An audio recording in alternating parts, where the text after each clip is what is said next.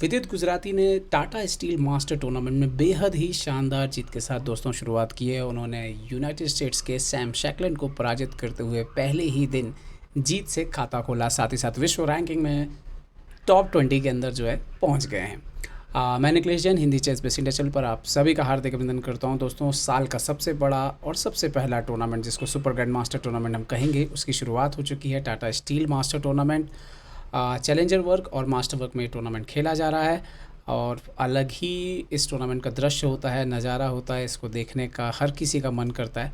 तो चलिए हम इसके बारे में, इसके पहले दिन के गेम के कुछ विश्लेषण करेंगे। आपको बता दें कि पहले दिन क्या परिणाम रहे। विदित ने सैम शैकलैंड को हराया, तो डूडा ने रापोर्ट को, वॉन फॉरेस्ट ने नील्स ग्रांडेलियस को हराया, जबकि बाकी सारे मुकाबले पहले दिन ड्रॉ पे छूटे। तो विदित गुजराती ने सफ़ेद मोरों से एक बेहतरीन जीत हासिल की। आइए देखते हैं क्या कुछ हुआ उस मुकाबले में। यहाँ पर सफ़ेद मोरों से विदित खेल रहे थे। शुरुआत हुई D4 से, D4 night F6, C4 E6, night C3, D5, C into D5, E into D5। अगर हम पिछले कुछ दिनों के रिकॉर्ड पर नज़र डालें तो आपको पता लगेगा कि विदित वाइट से इस लाइन पर शायद काफ़ी काम कर रहे हैं और कई बार सफ़ेद मोरों से वो यहाँ पर QGD का एक्सचेंज वेरिएशन जो है खेलना यहाँ पर पसंद करते हैं।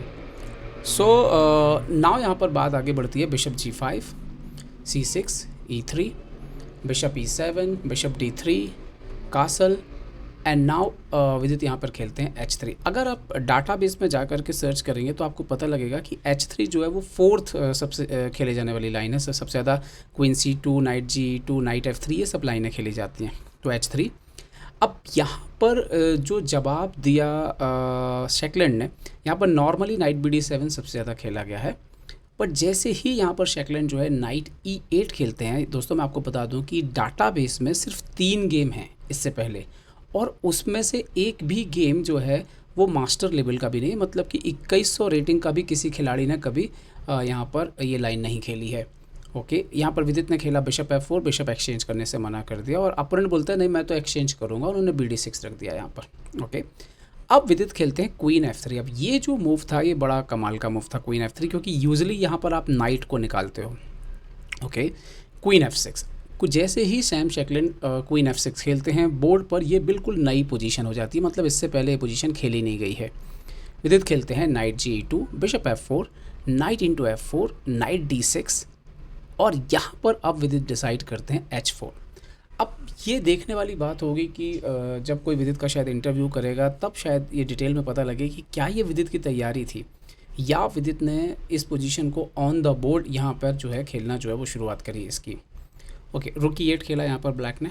नाउ लॉन्ग कैसल किया विदित ने, बिशप F5। तो एक और मोहरे को एक्सचेंज यहाँ पर करना चाहते हैं शैकलैंड। सो यहाँ पर विदित ने खेला बिशप F5, क्वीन F5 और यहाँ पर टेम्पो गेन करते हुए, क्योंकि क्वीन F5 पर रखा है, खेला G4। Okay, queen F6, now one more tempo G5, queen F5 और यहाँ पर अब विदित मूव खेलते हैं क्वीन H3। अब ये मतलब देखने में तो बड़ा सरप्राइज़ लग रहा था जब ये मैच देख रहे थे। ऐसा लग रहा था कि यार विदित क्यों क्वीन एक्सचेंज कर रहे हैं, विदित को शायद क्वीन बोर्ड पर रखना चाहिए, लेकिन विदित ने शायद कुछ और सोच के आ जाए हुए थे और उन्हें एंड गेम जो है अपना बेहतर नज़र आ रहा था।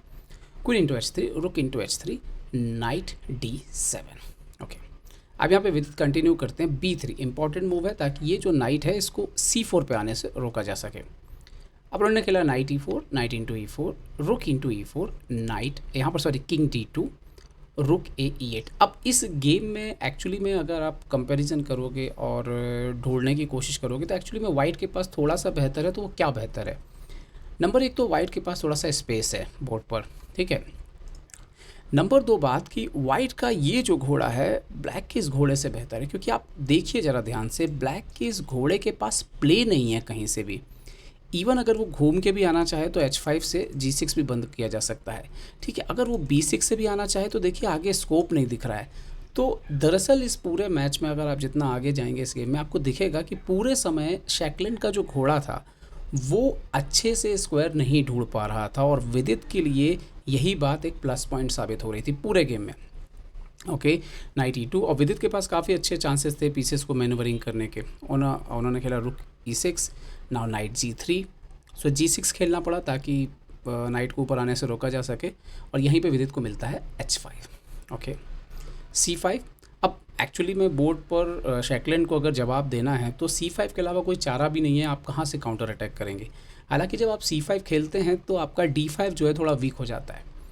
ठीक है, अब आगे चल के इस पर एक और बात करेंगे। ओके, इन्होंने खेला, विदित ने खेला रुक H D1, रुक E7, रुक C1, C5 पे एक अटैक किया और फोर्स किया कि मारिए C into D4, E into D4। अब आगे भी जो आप गेम में देखेंगे तो जैसे मैंने बोला कि आपको एक डिफरेंस दिखेगा इस घोड़े और इस घोड़े के बीच में, जिसमें विदित का घोड़ा बहुत अच्छा था पूरे समय और शैकलैंड का घोड़ा खेल नहीं पा रहा था। दूसरा, वैसे ही ये पॉन और इस पॉन में आपको अंतर दिखेगा कि D5 का जो ब्लैक का पॉन है वो बार बार टारगेट पे आएगा, जबकि E4 का जो पॉन है, D4 का जो वाइट का पॉन है वो टारगेट पे नहीं आ पा रहा है। ओके, नाइट F8, रुक C5 यहाँ पे खेला, D5 के पॉन पर अटैक किया, रुक D6, रुक C8, रुक ED7 और यहाँ पर विदित ने खेला नाइट E2। अब उनका आइडिया फिर से है ज़रूरत पड़ने पर इस नाइट को F4 ले जाके D3 ले जाके और E5 पे ले जाके बिठा देना है। कितना स्कोप है इस घोड़े के पास।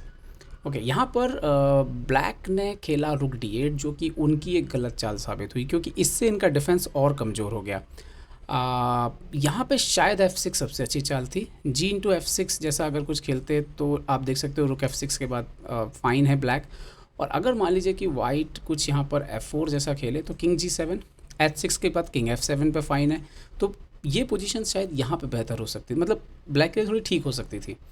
लेकिन उन्होंने यहाँ पे जो चाल सिलेक्ट की, उन्होंने खेला रुक D8, विदित ने रुक D8 एक्सचेंज किया और इसके बाद विदित ने इमीडिएटली खेला नाइट F4। अब वो नाइट जो है वो वही जो मैंने आपको प्लान बताया था कि वो D3 से E5 आने के लिए तैयार है। इन्होंने खेला यहाँ पर F6। ओके, अच्छा यहाँ पे आप सोच रहे होंगे कि अगर मान लीजिए कि नाइट क्यों नहीं निकाला। आप इस पोजीशन को देखोगे, night E6, FE6, HG6, HG6, उसके बाद रुक C3। अब रुक कहाँ पे आ रहा है, 7th रैंक पे। और अगर आप सोचोगे चलो मैं इसको रोक लेता हूँ, तो अभी प्रॉब्लम ये है कि किंग आना शुरू होगा और अगली दो चाल में किंग E5 पे आके बैठ जाएगा। और अगर आप एंड गेम थोड़ा भी जानते हो तो आप समझ जाओगे कि ये गेम बचेगा नहीं यहाँ पर ब्लैक का, बिल्कुल एक मतलब वन साइडेड तरीके से शायद गेम चला जाए। तो F6 यहाँ पे खेला उन्होंने। ओके, विदित ने यहाँ पे खेला G into F6, king F7, H into G6, H into G6 और अब यहाँ पे विदित खेलते हैं वही चाल नाइट D3, क्योंकि उनका टारगेट है घोड़े को यहाँ पे लाके उनको बिठाना है। ओके, अब पॉन एक प्रकार से नहीं मारेंगे तो आगे और दिक्कत है, तो किंग F6, रुक F3। सो उन्होंने खेला king E7, now night E5। अब थ्रेट क्या आ रहा है, रुक चेक और ये पॉन मर रहा है। ना सिर्फ ये बल्कि सब कुछ साफ़ हो जाएगा यहाँ पर। तो उन्होंने खेला किंग E6, तो विदित ने खेला पहले A4, A5। अच्छा, यहाँ पे एक अच्छा वेरिएशन भी आ रहा था, शायद रुक F7 जो है यहाँ पे ही डायरेक्ट आ रहा था, बट उस समय विदित को 40 चालें कंप्लीट करनी थी क्योंकि यहाँ पे 38 चालें हो गई थी। तो विदित ने किंग पहले A4 खेला, सेफ खेला, A5 और किंग D3 खेला। उन्होंने खेला रुक B8, सो नाउ रुक F7। ओके, अपोनेंट खेलता है यहाँ पे G5। अब यहाँ पर एक मज़ेदार चीज़ है, अभी भी आप देखो इस घोड़े की स्थिति बड़ी ख़राब है, ना वो इधर आ पा रहा है, ना वो इधर आ पा रहा है, ना वो इधर आ पा रहा है। तो वो घोड़ा जो है पूरी तरह से बंद है। तो अगर मैंने एक दिन पहले वीडियो भी बनाया था कि घोड़े की स्थिति को लेकर के, तो आप देखोगे तो जो 5वें स्थान पर घोड़ा बैठा है ये ऊँट से भी अच्छा है, और ये जो घोड़ा पहले स्थान पर बैठा है वो अपनी जो उसकी खुद की पोजीशन है 3 अंक उससे भी कम है वो काफ़ी, क्योंकि वो सबसे पहले रैंक पे अपने स्टार्टिंग पोजीशन पे आप कह सकते हो ऑलमोस्ट। सो रुक G7 और अब इसके बाद किंग E3, B6 और ये पोजीशन एक्चुअली जुगजोंग का आ गया था, मतलब आप खेलोगे क्या, आप नाइट आप खेल नहीं पा रहा है। अच्छा, इस तरह से जैसे यहाँ पर एक पोजीशन आ रही थी, जैसे मान लीजिए नाइट E6 जैसा कोई कुछ खेलना चाहे तो रुक F7 जो है वो चेकमेट लगा हुआ था, तो वो नाइट निकल ही नहीं रहा था। तो किंग F3 खेला विदित ने, और यहाँ पर एक्चुअली में विदित ने ऑलमोस्ट फोर्स कर दिया कि भाई अब पॉन देना पड़ेगा आपको, या तो आपको रुक हटना पड़ेगा। और तरह तरह की समस्याएं थी, जैसे रुक इधर आ भी जाए तो नीचे नहीं आ सकता, क्योंकि ये चेक दे के घोड़ा मर रहा है। तो स्थिति बहुत ही गंभीर हो रही थी यहाँ पर। तो उन्होंने फाइनली यहाँ पे पॉन से दिया, वहाँ पर पॉन से मजबूरी में देना पड़ा। Night into G4, night E6 आया, बट यहाँ पर भी विदित ने बहुत अच्छी चाल खेली, पहले नाइट E3 किंग को मूव और फिर रुक ला करके ये वाला पॉन बचा लिया। यहाँ पर शैकलैंड ने खेला B5, उन्होंने दूसरे तरीके से खेलने से डिसाइड किया D5 डिफेंड करके खेलना पसंद नहीं किया, क्योंकि अगर यहाँ पर रखते तो एक बार ये किंग यहाँ से यहाँ आ जाता ना, तो फिर ये गेम पूरी तरह से ख़राब है, क्योंकि ये भी डिफेंसिव है, सब कुछ डिफेंसिव में आ रहा है और कभी ना कभी वो D5 पॉन मर ही जाएगा। तो उन्होंने डायरेक्ट देना ठीक समझा, B5, night into D5, king F7, king E4, BA4, BA4, रुक B2। यहाँ पर विदित ने बहुत सही चाल खेली सोच के F3। अच्छा, यहाँ पे अगर F4 आप खेल दोगे तो रुक D2 आ जाएगा और फिर D4 का पॉन नहीं बच रहा, तो बहुत संभल के खेलना था। F3 रुक B3 F4 फाइनली खेला, क्योंकि अब प्रॉब्लम ये है कि ब्लैक का कि अब ब्लैक इधर नहीं आ सकता। सो उन्होंने खेला रुक A3, so now night B6, रुक B3। यहाँ पे एक बार रिपीटिशन हुआ नाइट D5, जैसे ही रुक A3 गए यहाँ पे विदित गए किंग E5, और इसके बाद विदित ने विनिंग प्लान जो है ढूंढ लिया। रुक A4 F5, पॉन बढ़ना शुरू, नाइट F8, किंग D6। ये भी बड़ी कमाल की चाल थी, क्योंकि अब ये रुक के लिए यहाँ से यहाँ रास्ता निकाला है। फॉर एग्जांपल रुक A1 खेले तो रुक E4, और फिर वो उसके बाद आप देखें किंग G8, मतलब पोजीशन बहुत ही ख़राब हो जाएगी। इवन वो नाइट वहीं रखे रखे मर सकता है, और बाद में मरा भी वहीं पे। सो F6 पुश किया, किंग F8 गए, किंग E5 सपोर्ट दिया, ताकि आगे चल के अभी जो है नाइट रुक को G7 पे ले जाया जा सके। नाइट F4, नाइट को भी हटा फ्री किया जा सके ताकि F6 के पॉन से।